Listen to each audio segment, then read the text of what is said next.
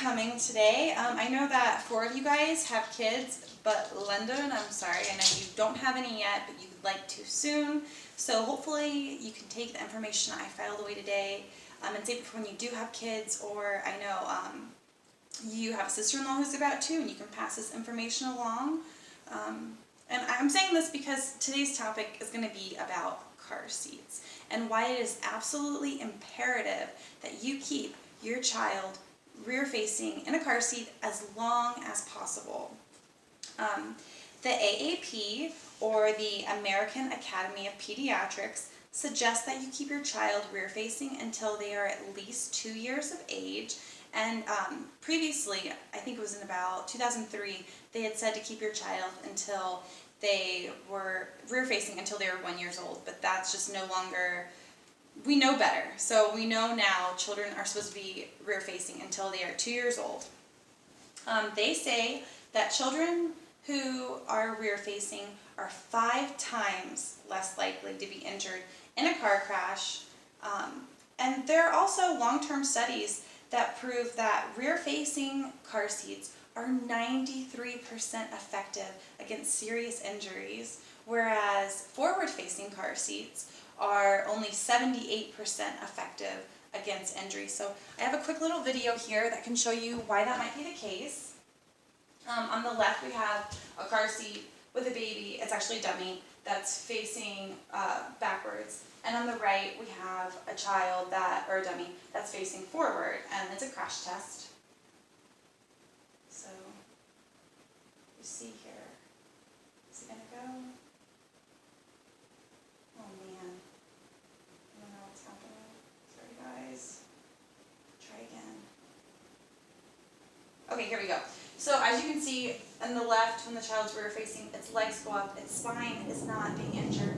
On the right, the child is literally flung forward, causing its neck or its back to snap, and that is just terrifying. This is from the Ohio State University, and again, it's reiterating that you're 5 times safer your child is if they are in a rear-facing car seat.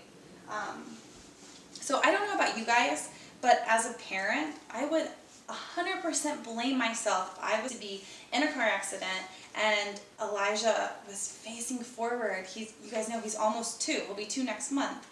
If I switched him and he was in a forward-facing car seat, we got in an accident and he broke his neck or broke his back or died, I'd blame myself, and I'd wonder every day if he was rear-facing, if maybe that injury wouldn't have occurred.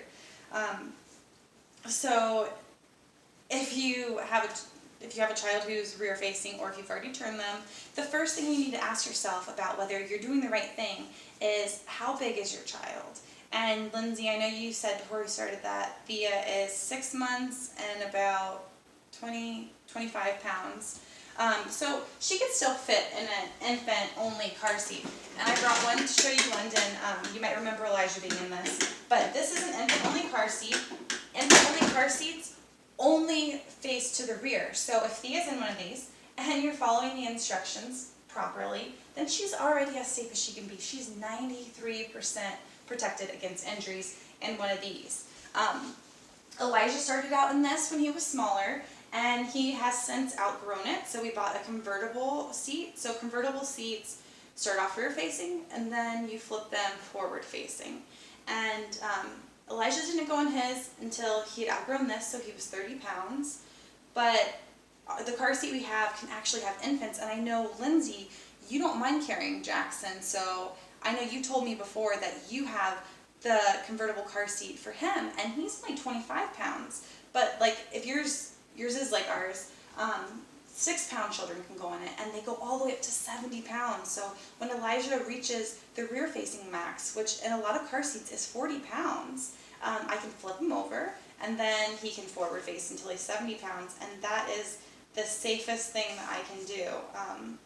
Now, I'll be the first to admit, right now we have him in his convertible rear-facing car seat, and one of our cars is a 2-door coupe, and like I said, I'll be the first to admit, it is extremely inconvenient to climb into the back, strap him in, climb back into the front, and then climb back into the back when we get where we're going, unstrap him, carry him out. It's inconvenient as heck, but as his mother, it's my job to worry about his safety instead of my convenience. Like, that is my job, to make the most informed decision I can for his benefit. So if you guys would like to do the same, then that's where you'd start off. So like I said, you ask how old your child is, and all of us, I know all 6 of us have babies that could still be rear facing. And if you've switched your child before they've maxed out the rear facing requirements, that's okay, because you know what? You can switch them back. It's never too late. I know none of us have ever been in a car accident with our kids, so you haven't made a mistake that is going to affect the rest of their lives, yet you can still turn them around. I know I said that. Sorry, guys. Now, like I said, Elijah was in the infant car seat when he was smaller. Now he's in the convertible car seat. It's not about the type of car seat that you have. The most important thing is that your child is just rear facing. It might be inconvenient for you to have your 6-month-old, your 8-month-old, your 12, 22. It might be convenient for them to be rear facing because you can't see their face, you can't see what they're doing. But like I said, your convenience is not the top priority. It's your child's safety.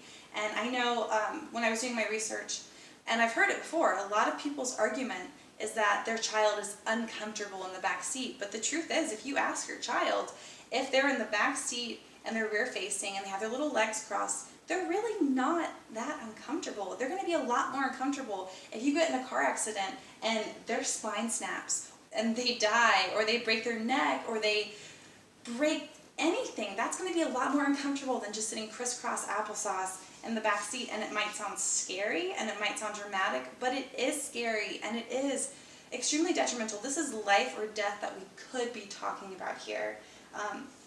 And if you don't believe me, I hope that you go home today and you look it up and you do your own research. There are a lot of parents out there whose children have sustained permanent lifelong injuries from being switched forward facing too soon. And you know, you go home, you look it up, you might decide that you do want to switch your child back to rear facing, and I hope that you do. And if your husband or your mother-in-law or your sister or your neighbor comments that your child is too big to be rear facing, you know what, you can annihilate them with the information that I just gave. You can tell them that you as your mother are making the best decision for your child that you possibly can, and you're keeping them as safe as you possibly can. And that's all that we can ask for. Thanks, guys.